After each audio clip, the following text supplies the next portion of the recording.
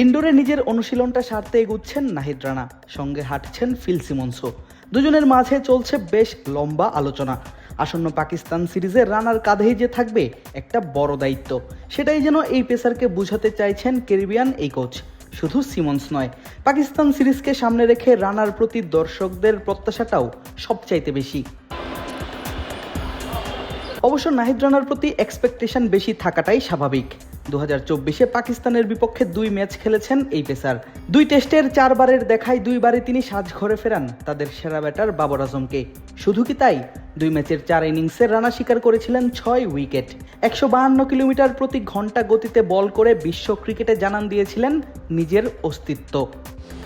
72 ঘন্টা moisture lock সমৃদ্ধ lily body wash, শিয়া বাটারের goodness skin repair করে রাখে সফট ও গ্লোয়িং। তবে নিজের সেরা ছন্দে নাহিদ রানা আছেন বর্তমান সময়ে। পাকিস্তানের বিপক্ষে এই মাঠে গত মার্চে তুলে নিয়েছিলেন নিজের ওয়ানডের প্রথম ফাইফারটা। নিউজিল্যান্ডের বিপক্ষেও শিকার করেছেন এক ইনিংসে 5 উইকেট। সাদা বলের 6 ম্যাচে রানার শিকার 16 ব্যাটার। এমনকি ফ্র্যাঞ্চাইজি টুর্নামেন্ট পিএসএল এর দল পেশোয়ার জালমির জার্সিতেও দেখিয়েছেন নিজের সেরা বোলিংটা। ফাইনালে 2 উইকেট নিয়ে অবদান রেখেছেন বাবর আজমদের শিরোপা জেতাতে। সেই বাবর আজমরাই এবার টেস্ট সিরিজে নাহিদ রানার প্রতিপক্ষ। সাদা বলের পর হঠাৎ লাল বলের সিরিজ কেমন করবেন রানা? প্রশ্ন ছিল টাইগারদের প্রধান কোচ ফিল সিমন্সের কাছেই। উত্তরে ক্যারিবিয়ান এই কোচ জানালেন, রানার সবথেকে ভালো ব্যাপার হলো সে বুঝে গেম সিচুয়েশন। আমি আপনাকে বলি, নাহিদ রানার সব থেকে ভালো দিক হলো সে এখন কোথায় আছে এবং তাকে কি করতে হবে সে সম্পর্কে তার বোঝার ক্ষমতা। মূলত ক্রিকেটের নতুন আসা একজন মানুষ হিসেবে নাহিদের প্রস্তুতি এবং নিজের অবস্থান সম্পর্কে তার যে মানসিকতা, আমার কাছে সেটা অত্যন্ত বুদ্ধিদীপ্ত মনে হয়েছে। আমাদের তাকে পর্যবেক্ষণ করতে হবে। আমাদের নিশ্চিত করতে হবে যেন আমরা নাহিদকে দিয়ে অতিরিক্ত কাজ না করাই। আমরা তাকে কোনো টেস্ট ম্যাচে অর্ধেক ফিট অবস্থায় খেলাবো না, শুধু এই কারণে যে আমরা তাকে চাই এবং তার ওই গতিটা চাই।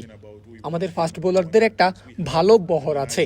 গতির দিক থেকে নাহিদ রানা এখন শীর্ষে আছে, তাই আমাদের তাকে দেখে রাখতে হবে।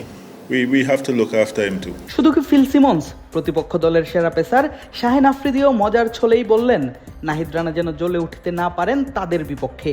কেননা শাহিন জানেন মিরপুরে নাহিদ রানা নিজের চলমান ছন্দ অনুযায়ী বোলিংটা করলে ঠিক কতটা বিপদে পড়তে হবে তার দলের ব্যাটারদের। আমি ওয়ানডে সিরিজের আগে শন টেটের সাথে কথা বলছিলাম। আমার মনে হয় নাহিদ রানা বাংলাদেশ ক্রিকেটের জন্য অনেক বড় সম্পদ হতে পারে। আশা করি বাংলাদেশ তাকে ভালোভাবে কাজে লাগাবে। সম্প্রতি সে খুব ভালো ফর্মে আছে, তবে আশা করি সে আমাদের বিপক্ষে খুব একটা সুবিধা করতে পারবে না। তবে জাতীয় দল আর ফ্র্যাঞ্চাইজি টিমের জার্সিতে টানা এত ম্যাচ খেলা একজন ক্রিকেটারের জন্য কতটুকুই বা যুক্তিসঙ্গত, বিশেষ করে যদি তিনি হয়ে থাকেন পেসার, যদি তার মূল অস্ত্রই হয়ে থাকে গতি। এর উত্তরটাও দিলেন ফিল সিমন্স নিজেই। জানালেন প্রথম ম্যাচে তার বোলিং লোড দেখেই তারা সিদ্ধান্ত নেবেন সিলেটে নাহিদ রানা খেলবেন নাকি দেয়া হবে বিশ্রাম। যেটা আমি বললাম, আমরা পর্যবেক্ষণ করছি। প্রথম টেস্ট ম্যাচের পর আমরা দেখব তার কি অবস্থা, নাহিদ কত ওভার বল করেছে। ওয়ার্কলোড এভাবেই কাজ করে, তাই আমরা তার কাজের চাপ মনিটর করব এবং দেখব সে দ্বিতীয় টেস্টে খেলার সুযোগ পাবে নাকি বিশ্রাম পাবে। সময়ের সেরা ছন্দে থাকা এই পেসারও চান সাদা বলের পর লাল বলে নিজের পারফরম্যান্সটা ধরে রাখতে। সে কারণেই নিজের পূর্ণ গতিতে রানা অনুশীলনে বোলিং করেন ঘন্টা খানেক। নাহিদ জানেন মিরপুরের হোম অফ ক্রিকেটে এমন ঘাসের উইকেটেই দেখাতে হবে নিজের গতি আর বাউন্সের খেলটা। আদিব আশরাফ, ক্রিক ফ্রেন্জি।